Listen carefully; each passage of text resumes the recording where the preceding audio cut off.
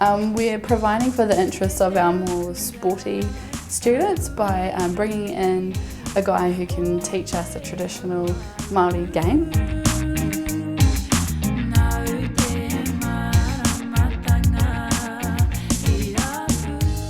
Traditional Māori games are a concept where the underlying games have a whakapapa and tikanga behind them, and then we can see that in some of the rules that we play, the field layout, and also the concept of the whole game.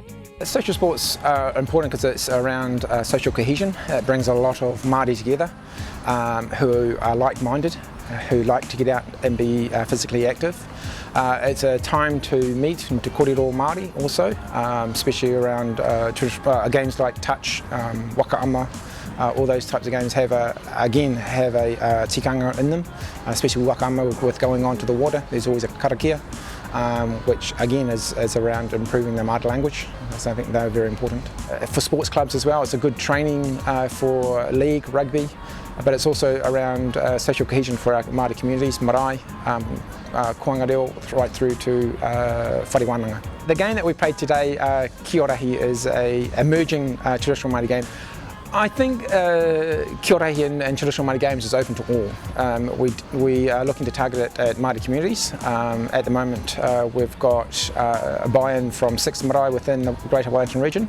I think it's about learning the game, it's about learning what they mean and participating in them as well.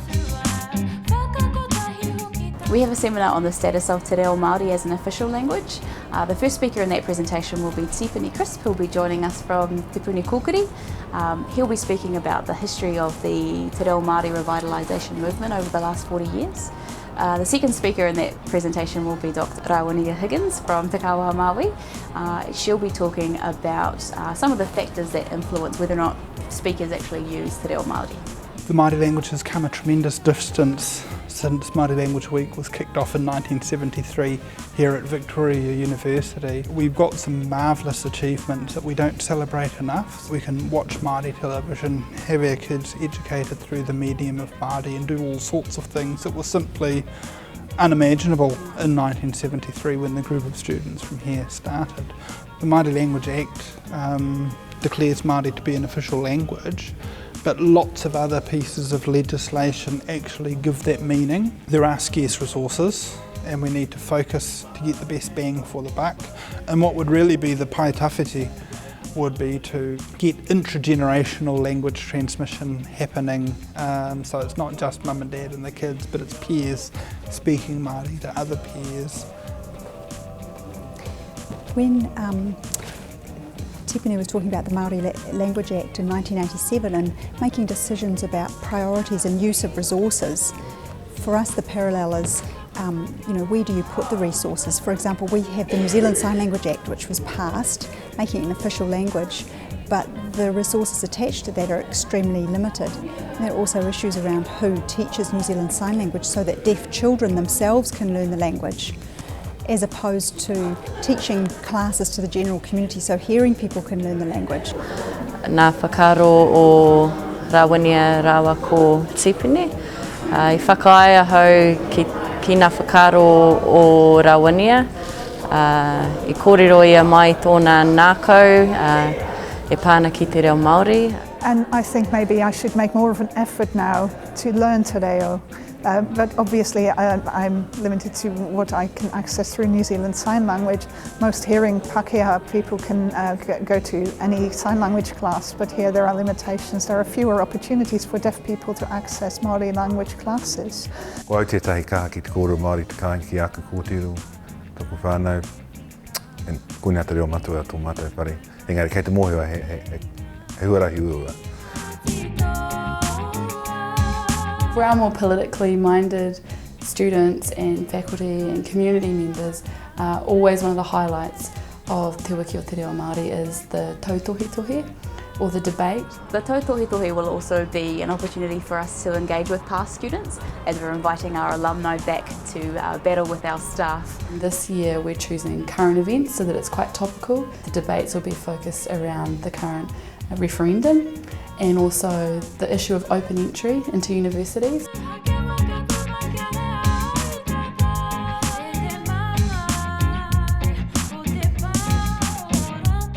no hoki anga ki taumata re ngā puinui tonu uri o rāhiri e ko Joe Bristow tēnei.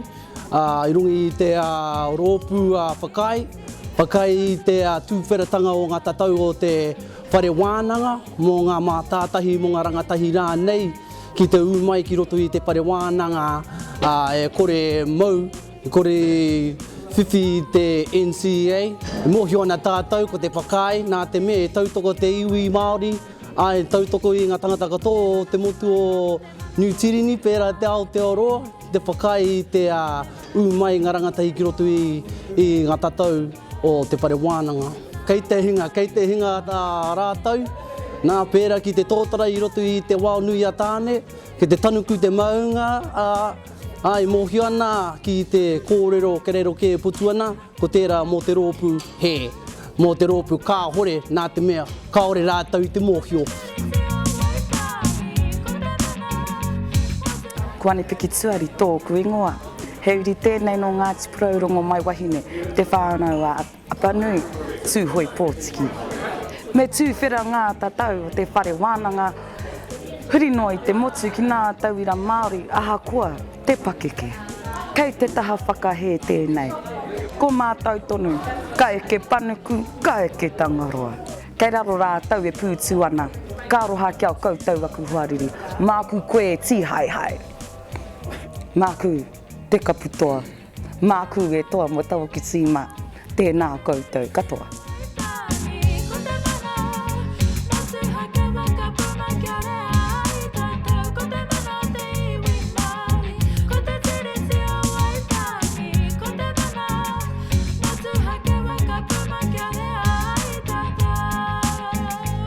I think I was up against the odds in the first place because the topic was just, it wasn't even at all.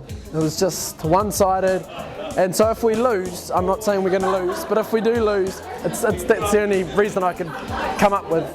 Because, I mean, to be honest, the other side wasn't that good. So let's face it, they weren't.